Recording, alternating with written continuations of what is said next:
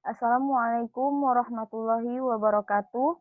Perkenalkan, kami dari kelompok 1 yang beranggotakan Agus Winarsi, Hazrina Novani, Mutia Sani, Setia Murni, Sri Rahayu Suhardi, dan Tarik Nadir. Kami akan mempresentasikan hasil kerja kami yang berjudul Fase Diam dan Kolom. Dan tak pula kami berterima kasih kepada Profesor Dr. Renat Rinaldi Idris SSI sebagai dosen pembimbing mata kuliah analisis instrumentasi. Selanjutnya, adapun outline presentasi kami yaitu yang pertama, pendahuluan kromatografi, fase diam dan kolom, syarat-syarat fase diam, jenis-jenis fase diam pada kromatografi, dan yang terakhir adalah contoh kasus. Selanjutnya, pengertian kromatografi. Kromatografi merupakan teknik pemisahan berdasarkan perbedaan pola pergerakan antara fase gerak dan fase diam, di mana pada umumnya fase gerak yang digunakan yaitu berupa cairan atau gas, dan fase gerak yang digunakan yang biasanya berupa cairan atau gas. Kemudian ada jenis-jenis kromatografi, diantaranya yaitu kromatografi lapis tipis, kromatografi penukar ion, kromatografi cair kinerja tinggi, kromatografi gas, dan kromatografi kolom yang nantinya akan dijelaskan lebih lanjut oleh teman-teman sekalian. Adapun bagian-bagian dari kromatografi, yang pertama itu ada tempat sampel, yang kedua fase gerak atau mobile phase, yang ketiga ada fase diam atau stationary phase, dan yang terakhir itu ada detektor, di mana pada presentasi ini akan dibahas lebih lanjut tentang fase diam atau stationary phase. Fase diam atau stationary phase merupakan salah satu komponen yang penting terdapat pada pemisahan secara kromatografi, karena adanya interaksi dengan fase diamlah yang menyebabkan adanya perbedaan waktu retensi yang diperoleh pada saat permisahan terjadi. Adapun fungsi dari fase diam adalah untuk menahan analit atau suatu pengotor, di mana fase diam ini berisi kolom, yang dimana kolom tersebut dibagi atas dua jenis, yaitu packet kolom dan kolom capillaar. Di mana packet kolom adalah bahan yang diisi pada fase diam berupa gelas atau stainless steel coil yang memiliki panjang total 1-5 meter dan berdiameter 5 mm. Sedangkan kolom kapiler berupa silika yang tipis dengan panjang 10-100 meter dan berdiameter 250 mikrometer, di mana pemisahan dengan menggunakan kolom kapiler jauh lebih baik ketimbang packet kolom. Selanjutnya akan dijelaskan oleh Mutia Sani. Oke, syarat-syarat fase diam. Syarat-syarat fase diam yaitu komponen-komponen sampel harus mempunyai koefisien partisi yang berbeda-beda. Sampel harus mempunyai kelarutan yang cukup dan tidak boleh leleh pada suhu analisis dan stabil pada pemanasan. Oke, Selanjutnya itu jenis-jenis fase diam pada kromatografi, yaitu salah satunya kromatografi lapis tipis. Jadi kromatografi lapis tipis atau yang biasa disingkat dengan KLT merupakan suatu teknik kromatografi yang digunakan untuk memisahkan campuran yang tidak volatil. Jadi prinsip dari KLT ini yaitu memisahkan sampel berdasarkan perbedaan kepolaran antara sampel dan pelarut atau fase gerak yang digunakan. Fase diam merupakan plat tipis yang dilapisi dengan adsorben seperti aluminium oksida 60 netral F254, aluminium oksida 150 netral F254, selulosa F, kieselgur F254, silika gel 60, silika gel 60 F254. Nah, pada plat ini nantinya akan meninggalkan bercak noda yang dibawa oleh fase gerak. Bercak noda pada plat yang tidak terlihat dapat dilihat dengan cara disinari dengan sinar UV. Berbeda adsorben, maka berbeda pula tipe penggunaannya. Contohnya, pada aluminium oksida, penggunaan untuk alkaloid, steroid, terpen, dan alifatik, dan aromatik.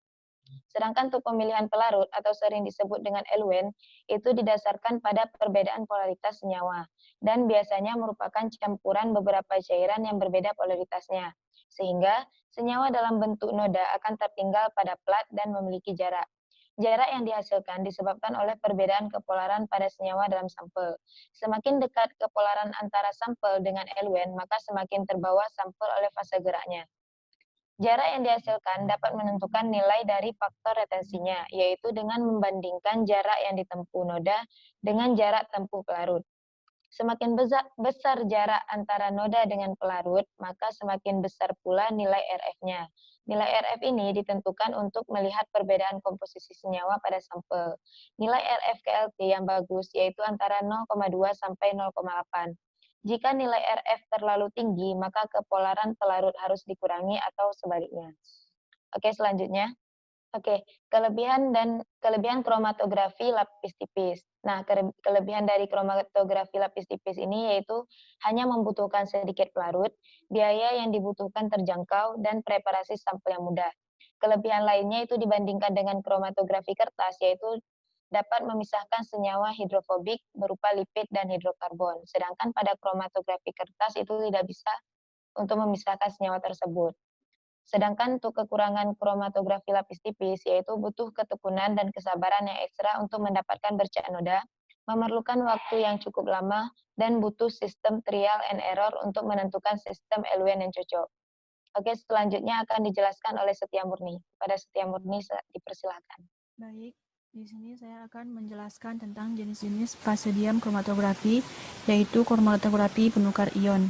Prinsip dari kromatografi penukar ion adalah salah satu teknik pemurnian senyawa spesifik di dalam larutan campuran. Prinsip utama dalam metode ini didasarkan pada interaksi muatan positif dan negatif antara muatan spesifik dengan matriks yang berada di dalam kolom. Jenis-jenis fase diam pada penukar ion adalah matriks yang mengandung gugus nitrogen, sedangkan pada penukar kation adalah matriks yang mengandung gugus karbosil. Selanjutnya, kelebihan dan kekurangan penukar ion. Kelebihan kromatografi penukar ion adalah diantaranya data analisis yang akurat, sensitivitas dan selektivitas yang tinggi, kestabilan kolom yang baik, dan kekurangan pada kromatografi penukar ion ini yaitu membutuhkan waktu yang lama. Larutan yang digunakan berupa larutan ionik yang biasanya bersifat korosif. Selanjutnya akan dijelaskan oleh teman saya, Tarik Nadir. Baik, terima kasih kepada Setia Murni. Kemudian saya akan menjelaskan tentang kromatografi gas atau yang biasa dikenal dengan GISI, yang mana kromatografi gas ini merupakan jenis kromatografi yang digunakan dalam kimia organik untuk pemisahan dan analisis. GISI umumnya digunakan untuk menguji kemurnian dari suatu bahan tertentu atau memisahkannya dari berbagai komponen dalam campuran. GISI dapat membantu dalam mengidentifikasi sebuah kompleks. Nah, berdasarkan namanya kromatografi gas, berarti dalam kromatografi gas, pemisahan campuran menjadi komponen-komponennya dengan menggunakan gas sebagai fase geraknya yang melewati suatu lapisan sorben atau fase diam yang dalam kolom.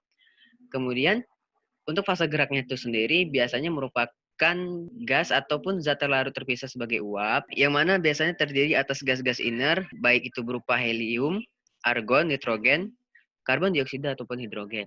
Nah, untuk fase diamnya itu berupa seperti zat atau cairan polimer yang terikat pada suatu padatan pendukung yang berada di dalam kolom. Nah, untuk jenis-jenis fase diam itu tersendiri, umumnya digunakan adalah polydimethyl siloxane, dan polyethylene glycol. Namun ada juga beberapa jenis-jenis fase diam lainnya yang seperti terlampir pada slide ini. Kemudian, kelebihan dari kromatografi gas ini adalah waktu analisis yang digunakan itu singkat dengan ketajaman pemisahan yang tinggi. Kemudian dapat menggunakan kolom lebih panjang untuk menghasilkan efisiensi pemisahan yang tinggi juga.